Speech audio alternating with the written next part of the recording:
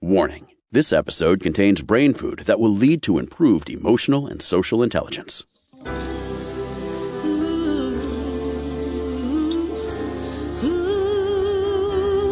Give us 1 hour and we'll help you change the way you think about happiness.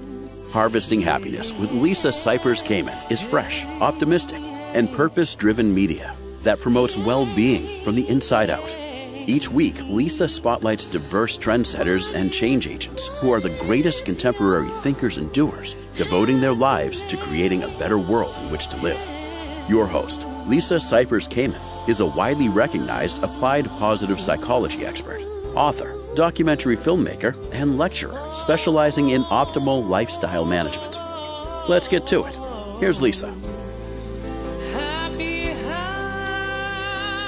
Good morning, good afternoon, and good evening, wherever you are. Thanks for joining me on today's show, which is a listener favorite. You will learn about mindful mental health care management. My first guest is Dr. Stuart Eisendrath. This conversation originally aired in December of 2020. He is a psychologist who cares for patients with depressive orders.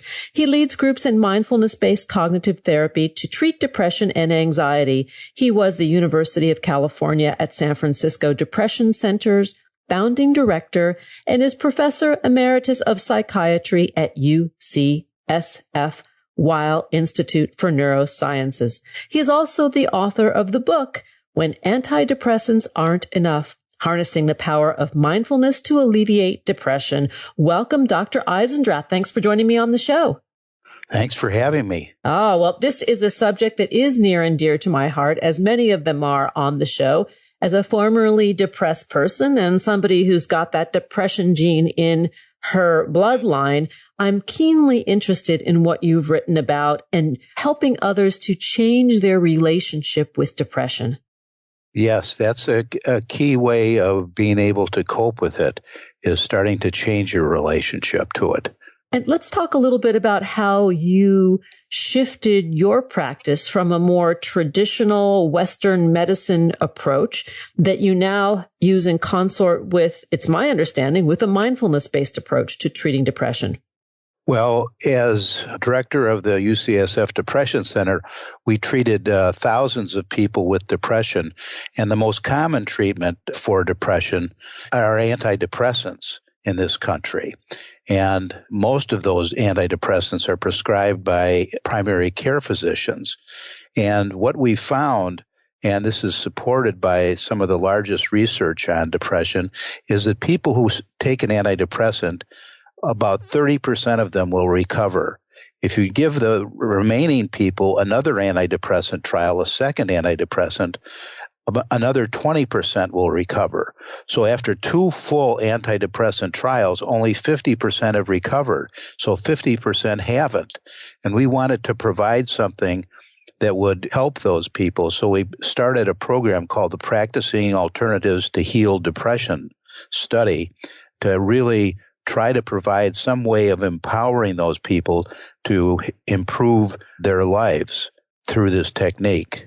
And when we talk about these alternative approaches that include mindfulness, but there are other areas that also become part of the realm of this form of treatment, right? It's not just meditation.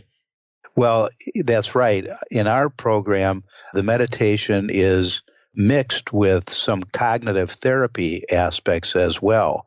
And there are other treatments that are also available as alternatives to antidepressants. The one thing I find interesting about what you've written in your book, When Antidepressants Aren't Enough: Harnessing the Power of Mindfulness to Alleviate Depression, is the fact that you don't encourage people, you don't discourage them, but you say there's another way to treating depression than just rooting around in our childhoods. Well, that's right. What we've found is it isn't often necessary to root around in the past. What we're focused on with mindfulness is really being in the present moment. And being in the present moment can be very important. What we find is people with depression are often perceive themselves as if they've experienced a loss in the past. And people with anxiety tend to feel they're going to get a loss in the future. Some catastrophe is going to happen. So people, in a way, are having a disorder of their time focus. And sometimes people call it time traveling. And what we find is if people can focus on the present moment, it's naturally antidepressant and anti-anxiety. Well, can we stop right there for a second? Because I think what you've just said is so powerful, that there is a disorder of our timing, that we are in constant fear or worry of something that could or did happen, but is not reality based. It's not concrete in this present moment. That's right. People may often be focused on something that isn't in the present moment. And really, the present moment is all we have to work with in reality. And 99.9% of the time, the present moment is usually okay to pretty good. That's right. In working with my own clients, I share that, and they're like, you're right, but we get ourselves so spun out. But on the flip side, in talking about depression, I once had a colleague who said, I'm not sure depression is necessarily a bad thing. It's what we do with it when it arises. Well, that's a good point. That's a very good point. What we have found is that often people who are depressed tend to get more depressed because they're depressed. So they add more suffering to their current package, and they tend to label themselves as if they're a bad person, a weak person, and they get similar things from those around them. I mean, years ago, the most common treatment for depression was snap out of it, or yes. What do you have to be depressed about? And those attitudes have really shifted, and fortunately, and are less prevalent today. Well, let's talk about this for a moment. What do we have to be depressed about? I mean, you can look at this as a glass half empty or half full approach to living, and both are accurate, right? Because they're based on perception and experience. That's right. Their perception is a key thing. And what is important with that is what are the facts of the matter? And what we find is people with depression often mistake a thought that they have for being a fact. For example, they may say, I'm a bad person because I'm depressed. And what they're really saying is, I'm having the thought I'm a bad person. And then you learn to challenge those thoughts in our approach, and challenge the thought so that you can see that actually that thought is just part of the depression. In depression, people tend to generate negative thoughts. And those negative thoughts, if you believe them, lead to more depression. And our mindfulness approach tends to break up that depressive spiral so that people don't get more depressed about being depressed and are able to deal with the depression in a much freer way. In terms of my experience with depression, I'm just going to use myself as the guinea pig here. When it happened to me, there were things going on in my life. There was a cause that triggered the spiral into the depression. And the way out of it was to change the relationship, going back to what we originally had started talking about, to the depression. In other words, my brain was telling me that something in my life is no longer working appropriately or to my benefit, and I need to create a different set of actions in order to shift from the depressive state out of it. Yes, in that sense, depression can often be a signal that something is wrong in your life. And if you're able to step back from the depression and not be completely bogged down from it, you may be able to detect that signal and make a significant change in your life. What we call looking at the depression from a decentered viewpoint. So you say, there's depression, but let me take a look. Let me investigate this a little bit rather than just being bogged down by it. And that state of curiosity and wonder and asking the questions is this part of this mindfulness approach or mindful approach to managing it. Yes, absolutely. That's part of it, is being able to say, there it is. There's myself being depressed, and what can I learn about it? Can I investigate it? And in that sense, be in a position to respond more skillfully to it rather than just react to it. You write in your book that people can fully recover from depression. I find that uplifting and optimistic. That's right. People can fully recover from it. They don't have to be endlessly bogged down in it. And what we've found is that this technique is an alternative to medication. This approach was first developed for preventing relapse. And what has been found in the largest study of people, they took people who had fully recovered from depression with antidepressants and then divided them into two groups. One group continued on antidepressants for 2 years. The other group was taught this technique of mindfulness-based cognitive therapy and then was tapered off their antidepressants. And at the end of 2 years, it was found that the group who had been tapered off but had learned this technique were just as well off and had suffered no more relapses than the group who had continued on antidepressants. So it was a very powerful demonstration that this technique can be very useful. And let's talk a little bit about antidepressants, about the medication, then we'll take a break. But I want to mention that people are often adverse to taking or resistant to taking the medication because they don't want to feel that they are dependent upon a chemical for their brain chemistry. And yet, at the same time, the medication can offer a life-saving bridge. That's right. I'm certainly not against antidepressants. If they can be life-saving for people and can be very useful, and they tend to act much more rapidly than this approach. This approach is something that really takes about 8 weeks to have a full effect, and antidepressants can sometimes work in a couple of weeks, but although sometimes they take longer as well. So the medicine can be very useful, but as you say, many people don't want to take them, and this is an alternative approach that can be used. We're going to take a break, and when we come back, we will continue the conversation with Dr. Stuart Eisendrath. The book we are speaking of with Dr. Stuart Eisendrath is When Antidepressants Aren't Enough, Harnessing the Power of Mindfulness to Alleviate Depression. To learn more, please visit www.stuarteisendrath.com, and on Facebook, that page is Stuart Eisendrath, MD. Here comes the break. We'll be right back to continue the conversation with Dr. Stuart Eisendrath. To learn more about cultivating sustainable well-being at home and the office, visit harvestinghappiness.com and explore Lisa's experiential on-site brain fitness workshops, corporate programming, and speaking engagement services.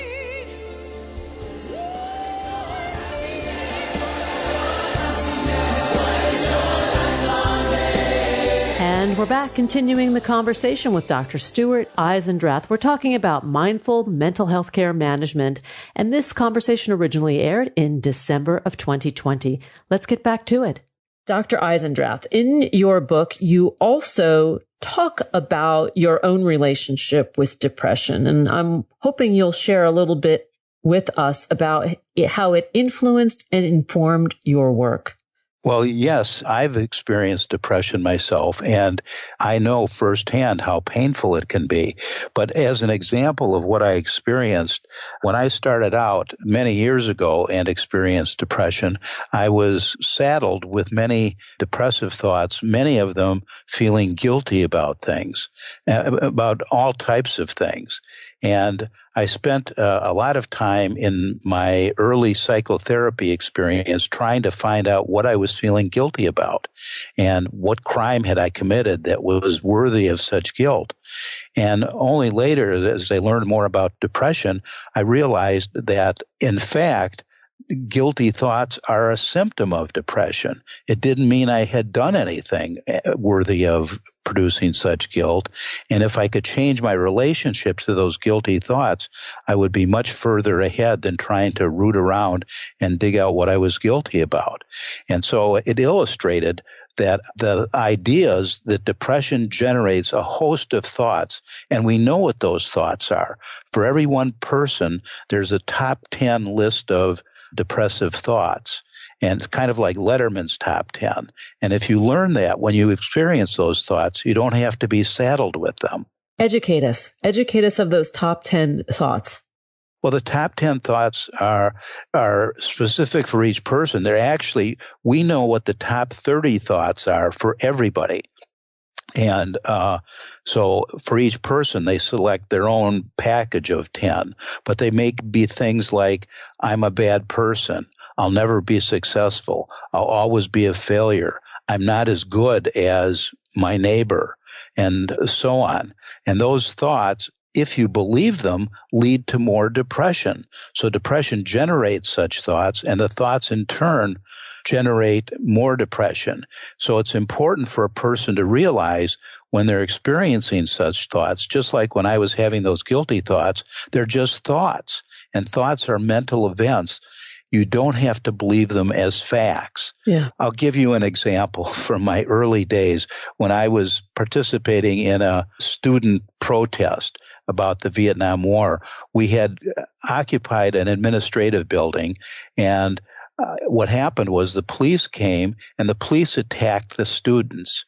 And the next day I read in the paper just the opposite of what I had observed, that the students had attacked the police.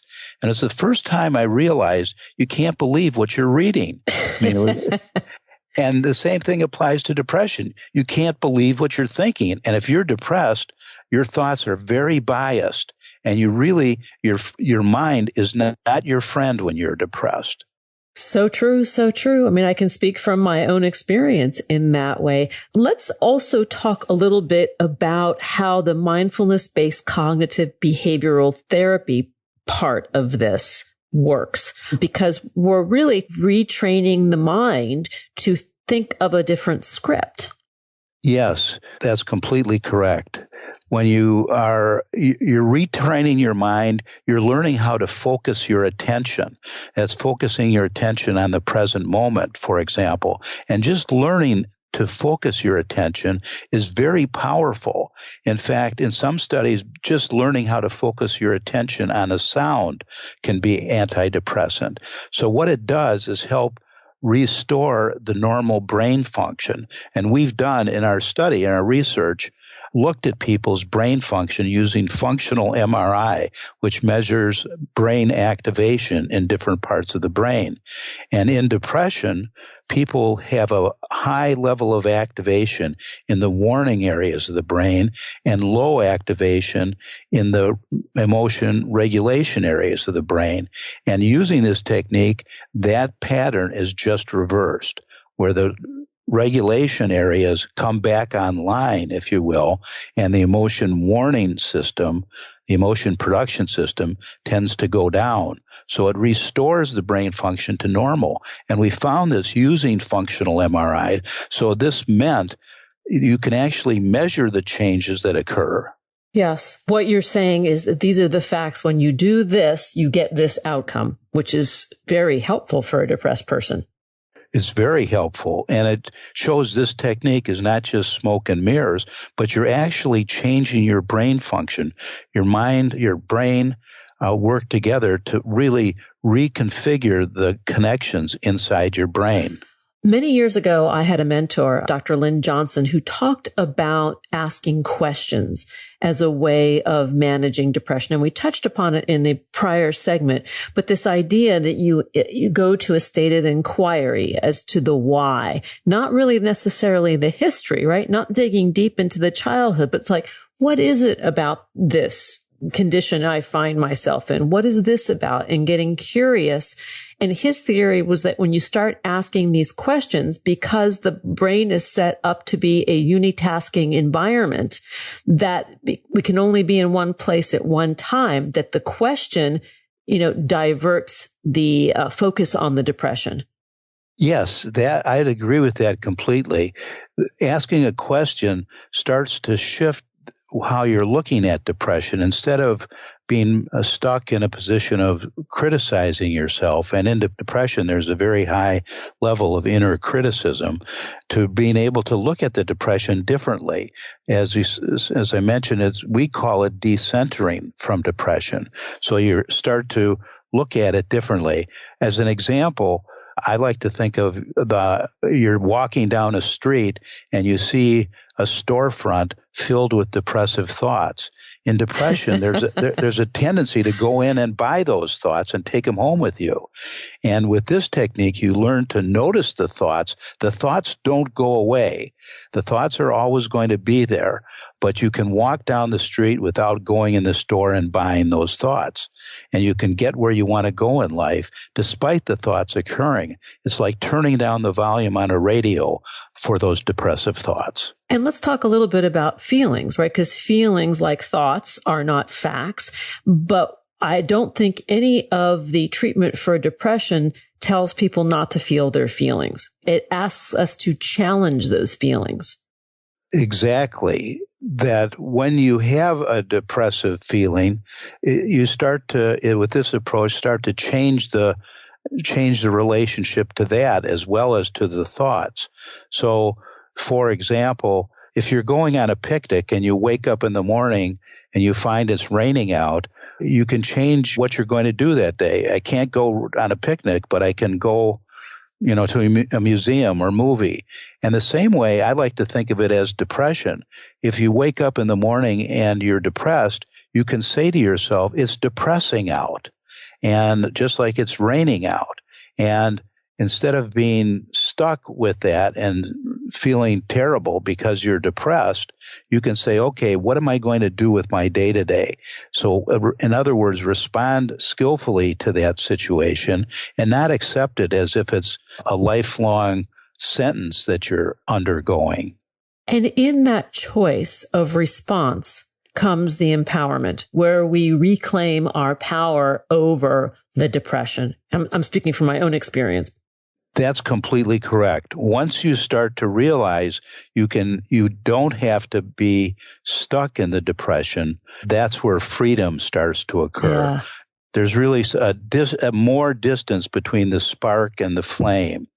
If you take an example of people who are depressed, they often ruminate a great deal. But in this approach, you start to notice, you say, I'm ruminating. Now I have the choice of deciding whether I'm going to continue to ruminate or whether I'm going to focus my attention elsewhere. And most people who ruminate don't even think they have any choice. But once you realize you do, it has a dramatic effect. So we've talked about a couple different approaches here. When we talk about alternative, you talk about the medication-based approach, the mindfulness-based cognitive therapy, MBCT approach. We touched upon some of these lifestyle interventions, which includes my favorite and most powerful antidepressant in the land, which is exercise. Yes, exercise is very important. A colleague of mine spent 15 years researching depression in the medically ill. She had a very large study called the Heart and Soul Study, and she tried to tease out what was causing depression and what could help it. And really, after 15 years, she ended up concluding that exercise was the most powerful antidepressant for this population. And if she basically turned her research into focusing on what keeps people from exercising. And exercising is so important that it alone can have a very powerful effect. Yeah. I find it a wonderful, is not only stress reliever, but keeping me fit as I age, managing the depression, keeps the blood pressure in check, et cetera, that there is no downside. And yet when you're depressed, the last thing you feel like doing is getting up off the couch and exercising. That's right. But that's where your decision-making comes into play. You don't have to feel like you want to exercise. Right. You just got to do it. Yes, agreed. And you yourself maintain a rigorous exercise program. Yes, I do. Yeah. It's religious. I do it 6 days a week. And what do you do? I do a combination of bicycling and treadmill. Yeah. Me, yoga and hiking. Those are my go-tos. So it can be anything. Even just getting out for a walk in the sunshine can help. That's right. Even a small dose of exercise can be very helpful. And that's what we teach people. Don't start out trying to run a marathon.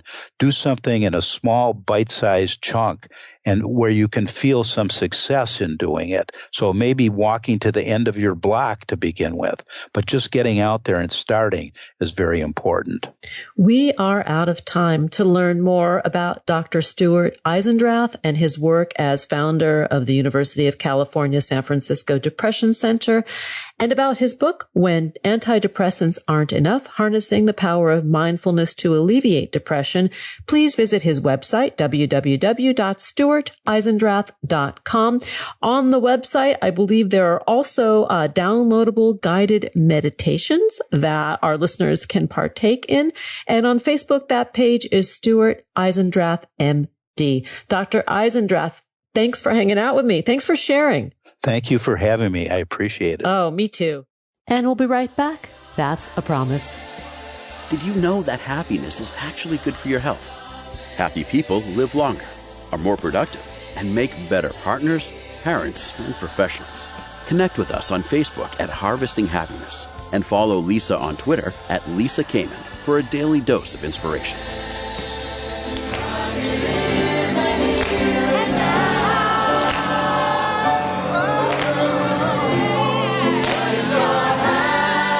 And we're back continuing the conversation about mindful mental health care management.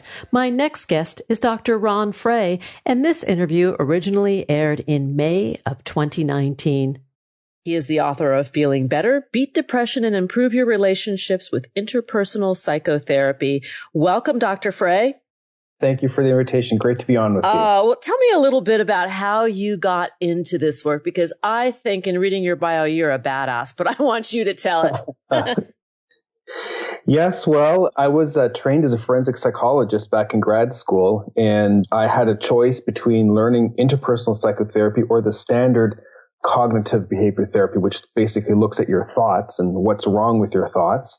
And I decided to go a different track. I decided to look at relationships and move away from blaming your thinking and looking more closely at how you interact with people and how that impacts your feelings and how that impacts their feelings. And I got trained in IPT, and the rest is history. So that's how I got into IPT, and now I'm trying to share this model with the rest of the world. So that's how it all kind of came together. Well, and I think there's one more element here I want to share with our listeners, and that is that you are the former acting chief psychologist for the Royal Canadian Mounted Police.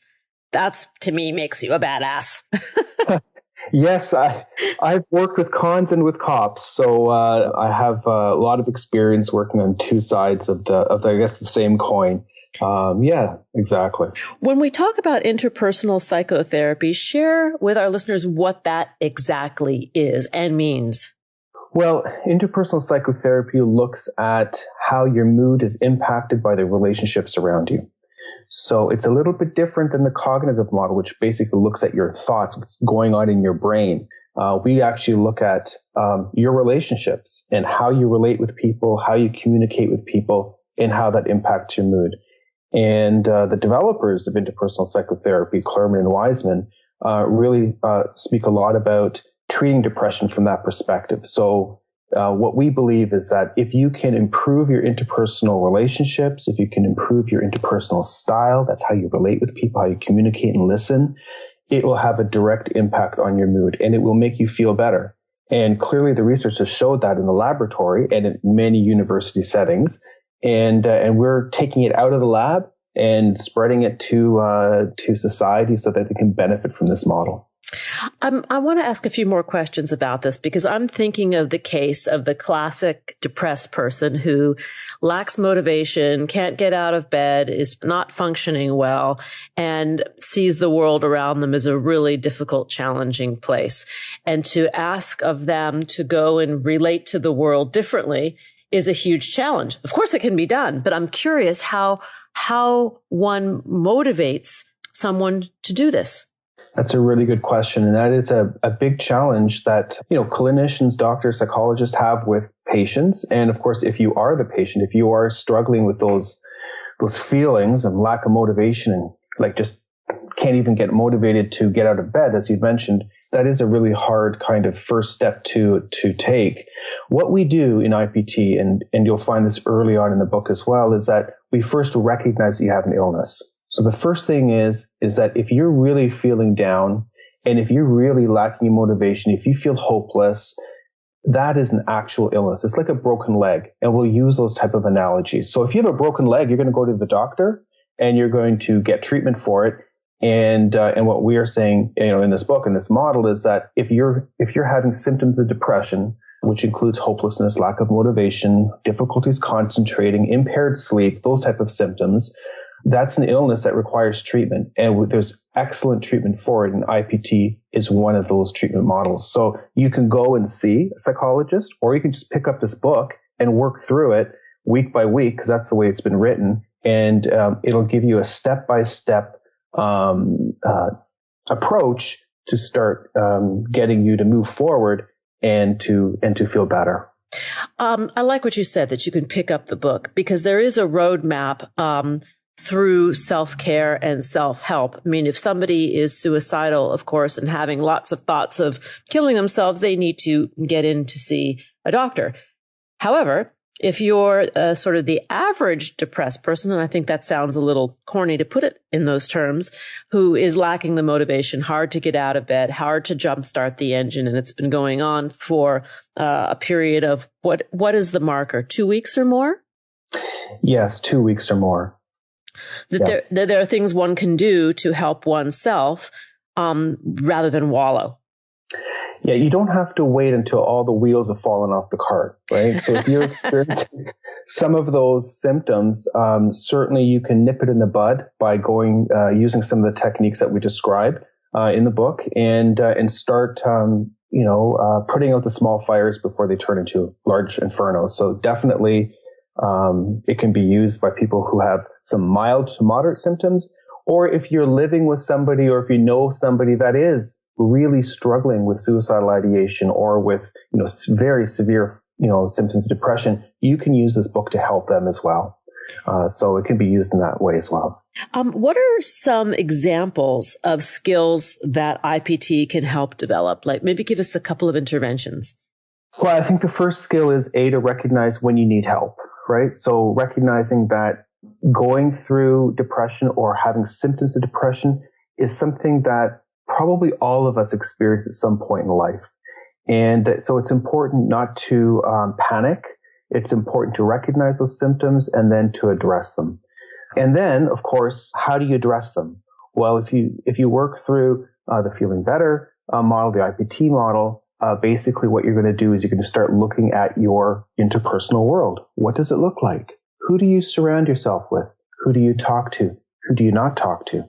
And so what we do is we create an inventory of interpersonal relationships, and we look at very close and intimate relationships that you may be having or that you may not be having.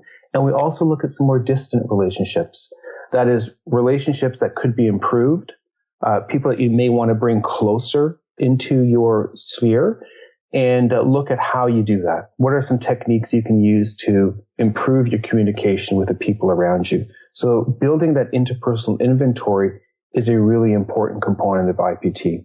But what if the people that one is close to, those relationships are very unsatisfying, they're highly charged and contentious, and one might not possess the awareness to identify that maybe the relationships themselves are not healthy ones to be in? When you're in a close relationship with someone and you have very different expectations and values, that can certainly lead to symptoms of depression.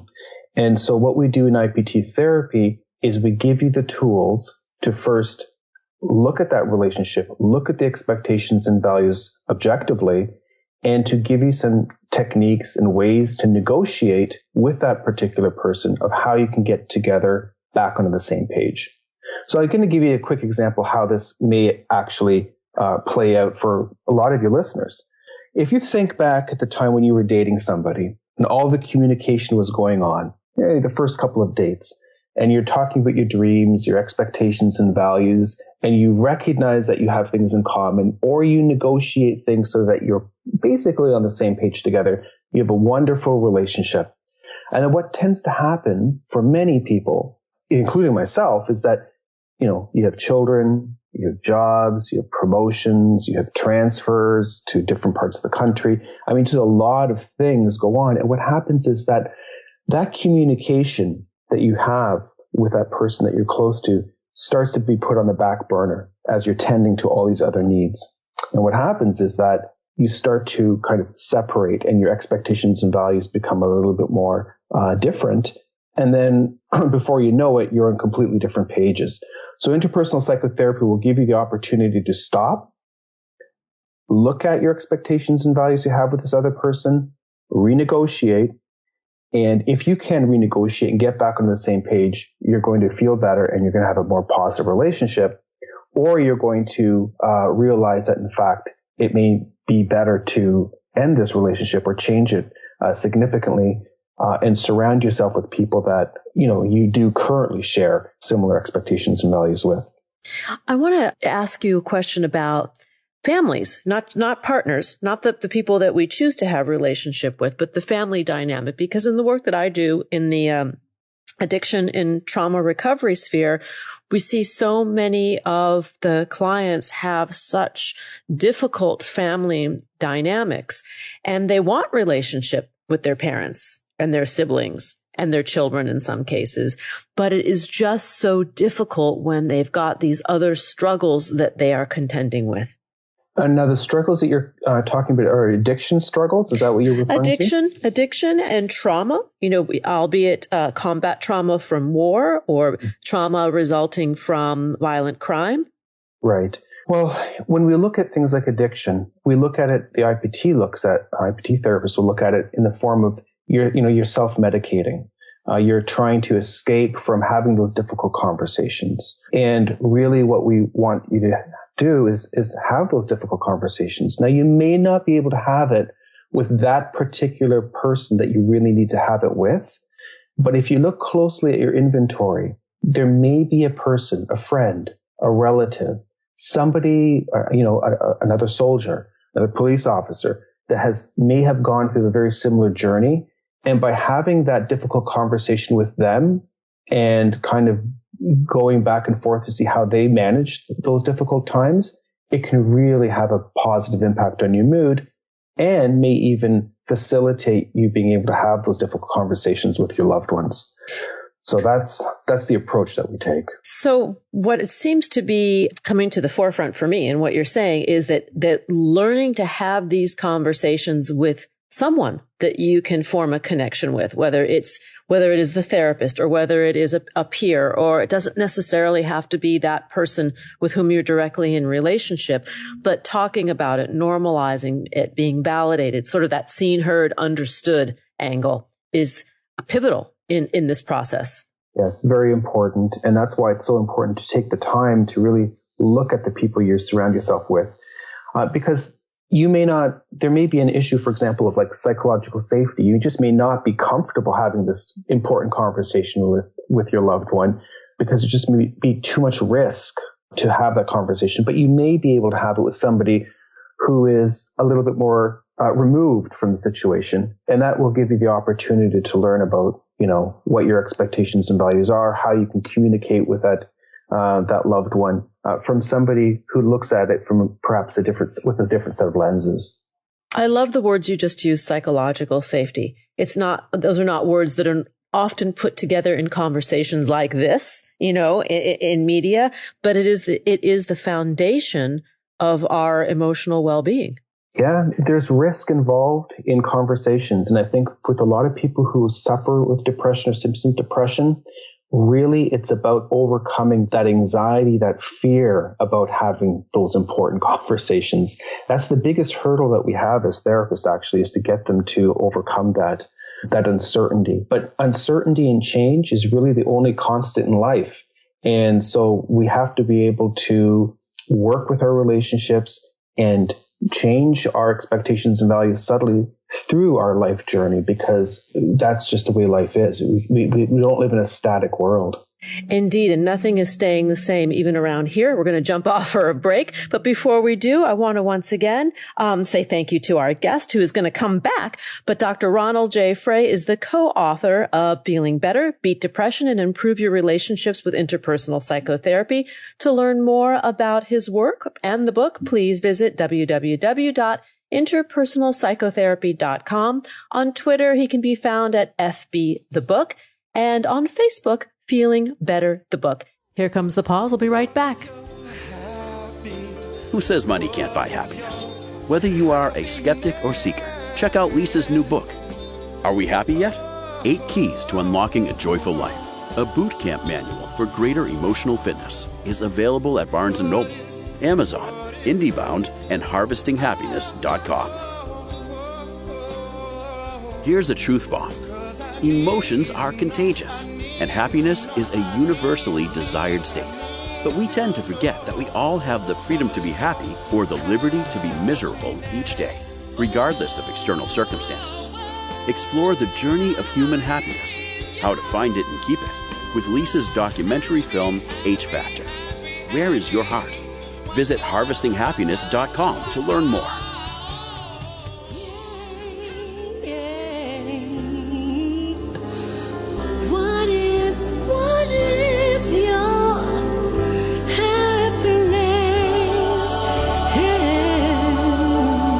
We're back, continuing the conversation with my guest, Dr. Ron Frey.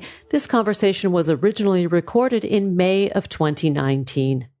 So, Ron, before the break, we were talking about the basics behind interpersonal psychotherapy, but I'd love to ask you how you bring clients or patients into this sphere who might be resistant to kind of going into this dangerous territory of talking about one's feelings. Well, certainly having worked with lots of police officers and soldiers, one of the groups of individuals that have difficulty talking about feelings and being more reflective about their interpersonal relationships are those people that work in those occupations, but also men in general. It's not a natural conversation for a lot of guys to have. And so that's, in the book, we have a section that kind of pops in and out called Guy Talk. And that's really an opportunity for the female readers of this book to look at particular chapters or techniques in this book and say, how can I sell this to my man, right? How can I have these type of conversations with the men in my life? And there's some good antidotes in that book so that they can see that there's a value in having conversations, and that value is identifying emotions and feelings, and that if you can have conversations of that type, it makes people around you feel better. And so that's really a way is to look at how you can actually use some of these techniques with the men in your world. Well, give us a story or two, that might be a good illustrative example of breaking somebody open, and I use that in a loving way. Well, I had a client once years ago who, when we were talking about relationships, I asked him, when's the last time he ever told his wife that he loved her? And he looked at me like perplexed. And he said, well, I haven't told her that I loved her for years. And I said, well, why not? And he said, well, because I married her. It's obvious, right? And I'm like, okay. And so the further that we got into the conversation, I realized that in fact, he never really knew anything really about feelings, like basic feelings about happiness. He kind of knew it cerebrally, like in his brain, but he actually never used those words. And so really, it was important for me to educate him, I guess, about the importance of sharing emotion with somebody. Even though you may not think it's really important, the people around you may appreciate it. And if you can use these type of feeling words in the conversations that you have, and it can make somebody feel more connected with you, that's going to make them feel happier and better. And in fact, that will transfer over to you as well. So it was kind of a little bit of a sales pitch for him about the importance of sharing feelings and emotions, telling that person that you love them, and telling that person that when you're having an intimate conversation with them, that how it makes you feel is an important part of a relationship. And so that actually is not uncommon. I've seen that a lot with men, but I remember that case in particular. Oh, it's so interesting because not telling his wife that he loves her, that she should just know because he married her. I mean, it's kind of classic, right? Like, I've already closed the escrow. Why would I have to revisit that? Yeah, exactly. But we need it. Like, as humans, we thrive on this.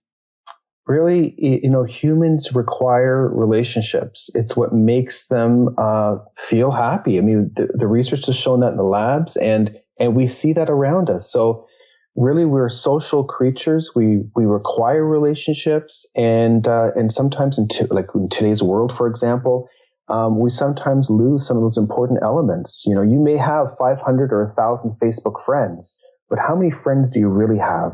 Like, how many friends do you pick up the phone and actually call them on their birthday, as opposed to just sending them a quick text message because you got a reminder in your email system? Picking up that phone, having a conversation and sharing feelings with somebody on that special day is an important thing to do. And those are the type of things that we've kind of forgotten in today's world, unfortunately. And when we talk about depression, when we are in a depressed state, many of us will contract and constrict. So we pull back from our social world. We move away from when really the antidote is to move into, right? To lean forward and into and to connect. That's exactly right. And that's why that's a really important component of IPT. And that's what we really foster. We cheerlead when we're with our patients to make sure that they start becoming more interpersonally active, even though it's difficult. Because if they don't, they're just going to be stuck with the same feelings, right? So if you don't improve your interpersonal functioning, if you don't optimize your relationships, you're not going to feel better. So we really give the patients a choice. Do you want to stay the same way? Do you want to feel depressed, or do you want to feel better? And if you want to feel better, here's the recipe. Well, it's interesting when you put it in those terms. I guess then the question then becomes, from my view, is what is one gaining by staying in the depressed state? If one is unwilling to risk or move forward, because it does require at least a toe in the water of something new, what is the gain of remaining where you are? There is a very big gain, and that gain is certainty. And that's the biggest challenge. In any interpersonal relationship you have with somebody, there is a grayness in that relationship. There is a certain degree of uncertainty. There's a certain amount of risk when you have intimate conversations with somebody. But if you're not able to assume that risk and take that risk, and you want to stay with absolute certainty, you're going to be falling into depression. All relationships are a little bit complicated, and they require nurturance, and they require risk. And that's part of living a healthy and happy life, is the acceptance of that risk, the acceptance of uncertainty, and having those conversations to help, navigate that. And work. And work does not have to have a negative connotation. I mean, it can be like you say, the nurturance that one has when we work in our gardens. That's right. Exactly. If you don't weed and water and take care and mind and be connected with that earth that you're putting your hands in, that garden's not going to thrive. And I think the relationship is the same. You're exactly right. It's a beautiful analogy. That's exactly how we look at it. Well, we look at the farmer model around here, harvesting, cultivating. Yes. Well, that makes sense. It's really, that's what's important, and that's the distinction, the difference between the more cognitive models of therapy, which just looks at what's turning in your head, and the interpersonal, which is really about how you're actually tending those relationships around you. What's interesting in the cognitive model about sort of examining and questioning what's going on in the head, right? It's a very internally referenced model.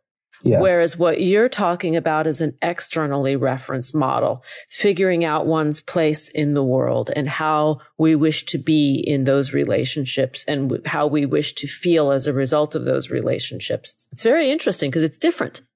It's different. And a lot of our patients really enjoy this model because it takes away the kind of the blame, right? Because we hear a lot about, well, when you're depressed, there's something wrong with your thinking. It's negative thinking. It's inflexible thinking, irrational thinking. And IPT doesn't look at it that way at all.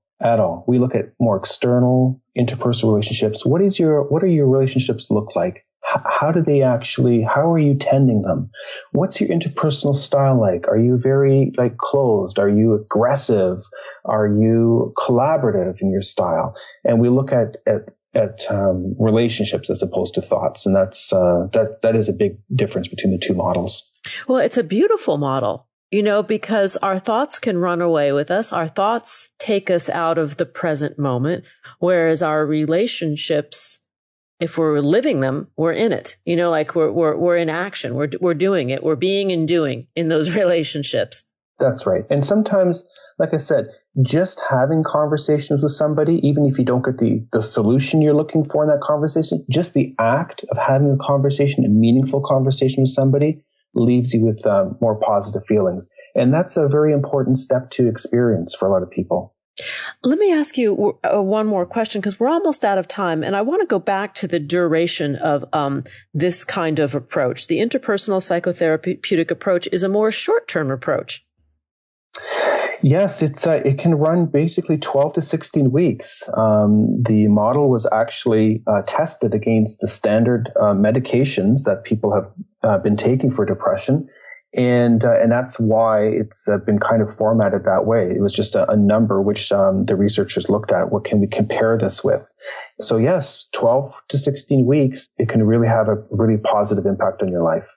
Which is, I think, very hopeful. We offer people hope when we can share approaches like this. The book that we've been talking about today is Feeling Better: Beat Depression and Improve Your Relationships with Interpersonal Psychotherapy. I've had the pleasure of having co-author Dr. Ronald J. Frey with me this morning. To learn more about the work and the book, please visit www.interpersonalpsychotherapy.com, on Twitter @FBTheBook, and on Facebook, Feeling Better, the book. Ron, thanks for joining me on the show today. Well, thank you for the invitation. It was wonderful having this conversation. Thanks for joining us on Harvesting Happiness today. This is Lisa Cypers Kamen on behalf of my guests, Dr. Stuart Eisendrath and Dr. Ron Frey, wishing you kind thoughts, kinder words, and the kindest of actions. Until next time, remember, happiness is an inside job. Happiness is your inside job. Please go out and rock your day, and remember to be kind to one another. Keep harvesting your own happiness anytime and anywhere, from the comfort of wherever you are. Subscribe, listen, and share hundreds of downloadable episodes via our free app or from our libraries at toginet.com, iTunes, Google Play, and other fine podcast platforms. To learn more about Lisa's global consulting services, please visit harvestinghappiness.com. Spread more joy by liking us on Facebook at Harvesting Happiness and following Lisa on Twitter at Lisa Kamen. Harvesting Happiness is produced in collaboration with TogiNet Radio, KBUU Radio Malibu.net, and is available on PRX, the Public Radio Exchange.